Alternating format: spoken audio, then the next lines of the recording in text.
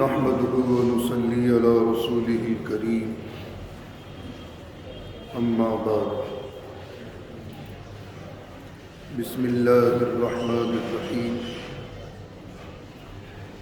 اللهم طهر قلبي من النفاق وعملي من الرياء ولساني من الكذب وعيني من الخيانة فإنك تعلم خائنة الأعين وما تخفي الصدور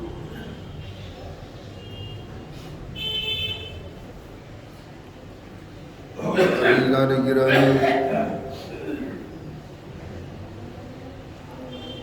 گزشتہ جمعے سے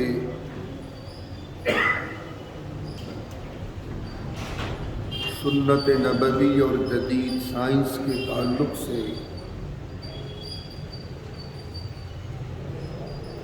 درس جمعہ کا آغاز ہوا ہے۔ کئی جمعوں سے میرے ذہن سے یہ بات نکل رہی تھی کہ ایک تعزیتی پیغام اپنی اس کلپ کے ذریعے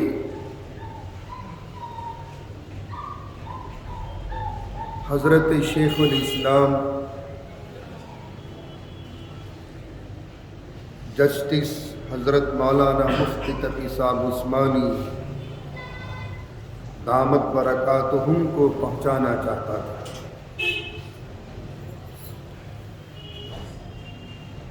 گزشتہ مہینے میں حضرت کے برادر مکرم حضرت مولانا مفتی رفیع صاحب رحمۃ اللہ علیہ کا انتقال ہو گیا تھا۔ ہر جمعے کو یہ بات میرے ذہن سے نکل جاتی تھی کہ تعزیتی پیغام ان کے اہل خانہ اپنے اس ویڈیو کے مادھیم کے ذریعے سے پہنچایا جائے۔ یہ وہ خاندان ہے پارٹیشن سے پہلے دارالعلوم دیوبند کے مفتی اعظم رہے۔ ان کے والد محترم حضرت مولانا شفیع رحمۃ اللہ علیہ۔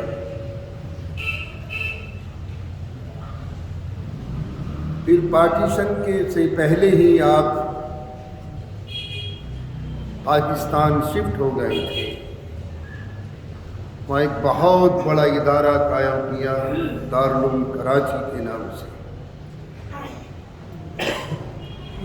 الحمدللہ اس ادارے نے بھی اتنی ترقیات کی ہیں کہ اس کے فضلاء بھی دنیا میں چھائے ہوئے ہیں۔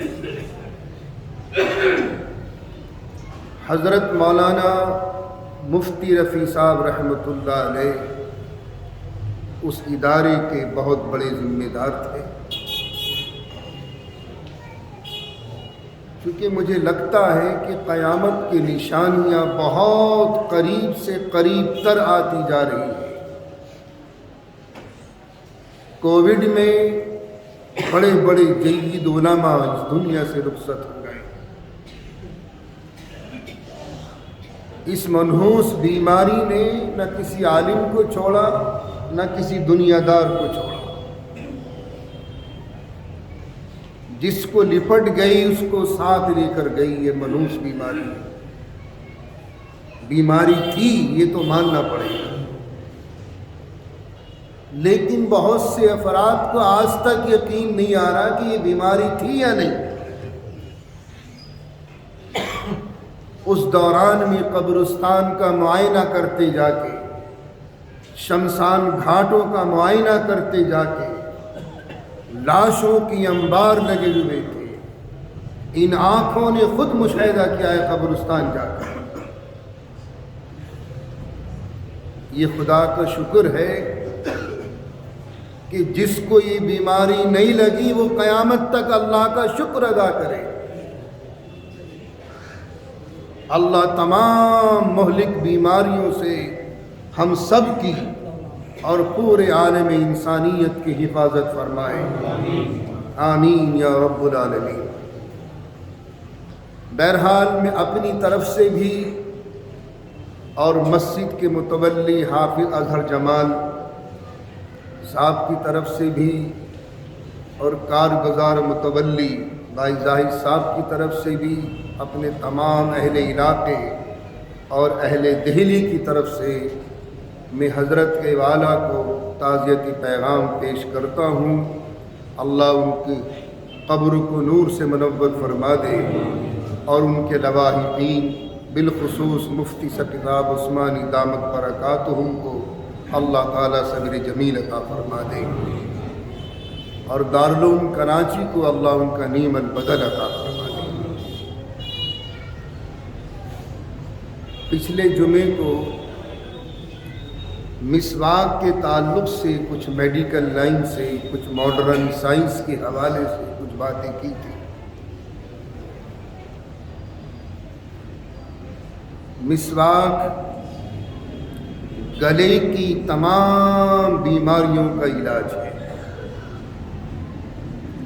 ٹونسلز اور علاوہ ازیں جتنی بھی گلے کی بیماریاں ہو سکتی ہیں اس کا علاج اس سنت میں مخفی ہے۔ معمولی سی سنت ہے مسواک کرنا، لیکن اگر آپ اس کا بیک گراؤنڈ دیکھیں، یہ سنت ہے کس کی؟ ہمارے نبی کی بھی سنت ہے اور تمام نبیوں کی سنت ہے مسواک کرنا۔ غیروں نے اپنایا ہے اس سنت کو۔ پچھلے جمعے کو میں نے اشارہ کیا تھا، بابا گرو نانک جی ہاتھ میں مسواک لیے رہتے تھے اور ان کا مقولہ تھا یہ لکڑی لے لو یا بیماریاں لے لو۔ غیروں نے اپنائی۔ آج بھی دتون کتنے کرتے ہیں، غیر زیادہ کرتے ہیں۔ ہمیں تو برش کرنے کی بھی توفیق نہیں ہوتی، یوں نہاری ٹھوسی، یوں بریانی ٹھوسی، یوں کباب ٹھوسے اور یوں سو گئے۔ برش کرنے کی بھی توفیق نہیں، پھر جا رہا ہے ڈینٹسٹ کے پاس، تو بیماری ہونی ہے۔ میرے آقا تو سونے سے پہلے بھی مسواک فرمایا کرتے تھے اور سو کر اٹھ کر بھی مسواک فرمایا کرتے تھے۔ جو نمازیں مسواک کے ساتھ ادا ہوتی ہیں، جو وضو مسواک کے ساتھ کی جاتی ہے، ان کا تو کہنا ہی کیا ہے۔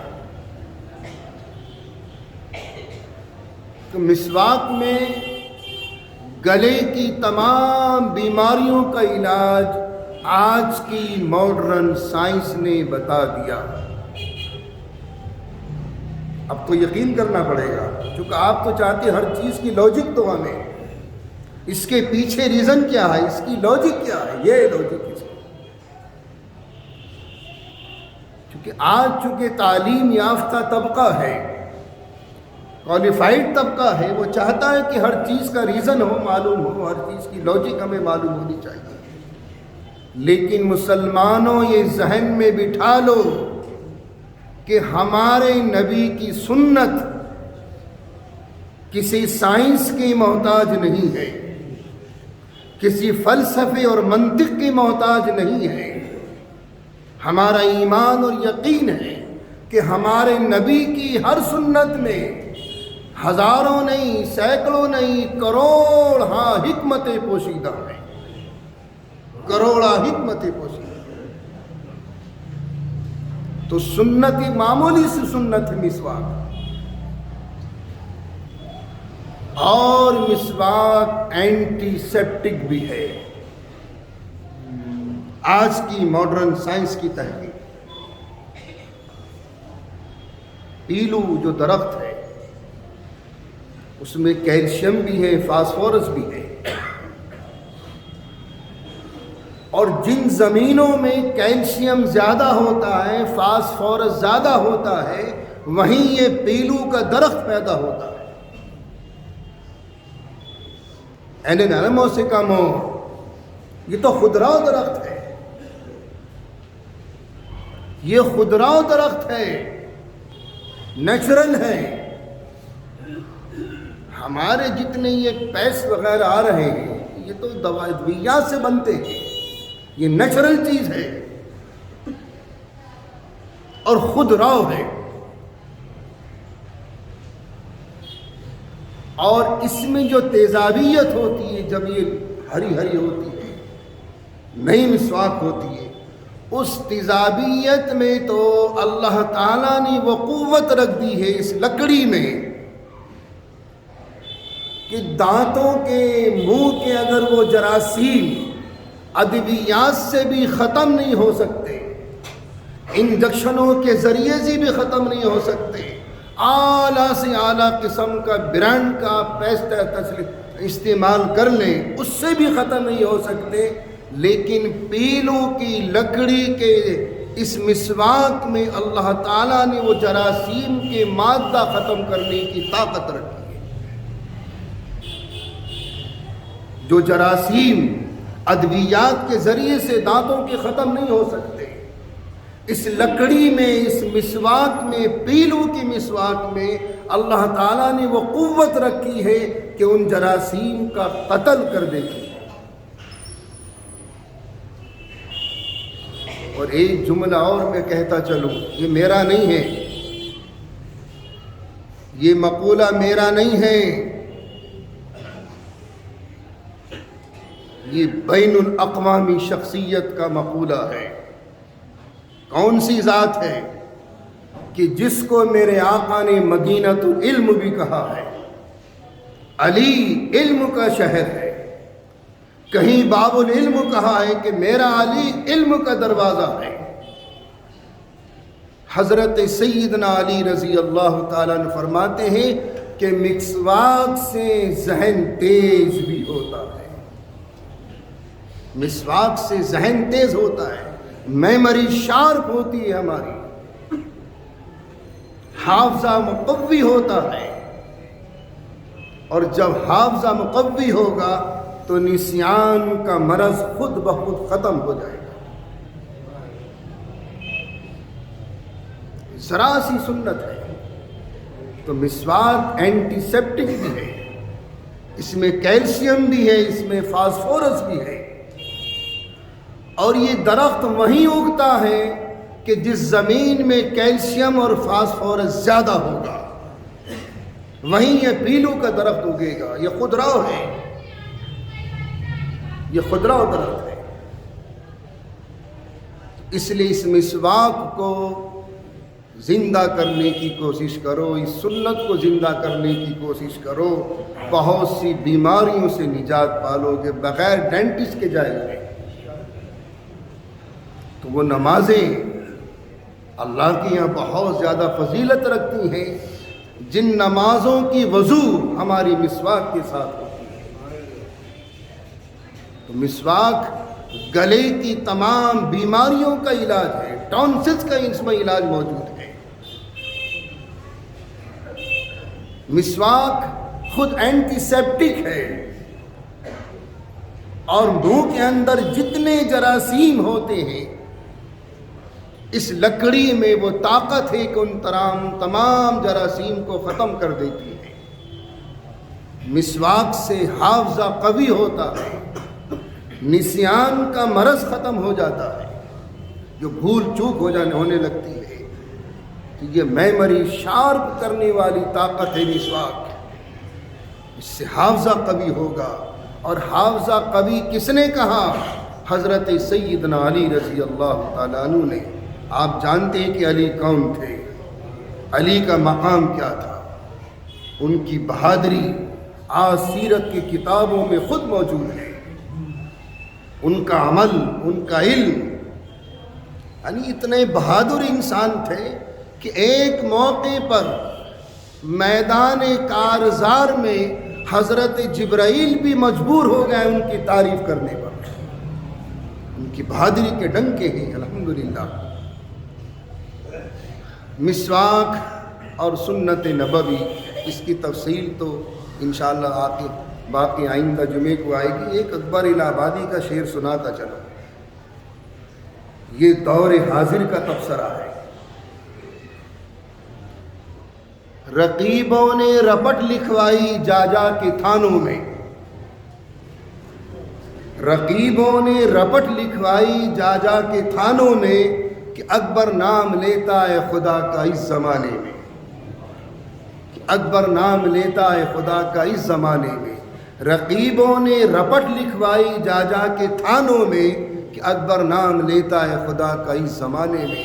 یہ دور حاضر پہ تبصرہ تھا جس کو ہماری نسلیں بھگت رہی ہیں، اور یہ تبصرہ حقیقت پر مبنی ہے۔ اس لیے اپنی شناخت رکھو، ہمارا کوئی حامی اور مددگار نہیں ہے سوائے خدائے بزرگ برتر کے، اسے منا لو، ساری کائنات تمہارے قدموں میں ہے۔ انشاءاللہ باقی تفصیل آئی۔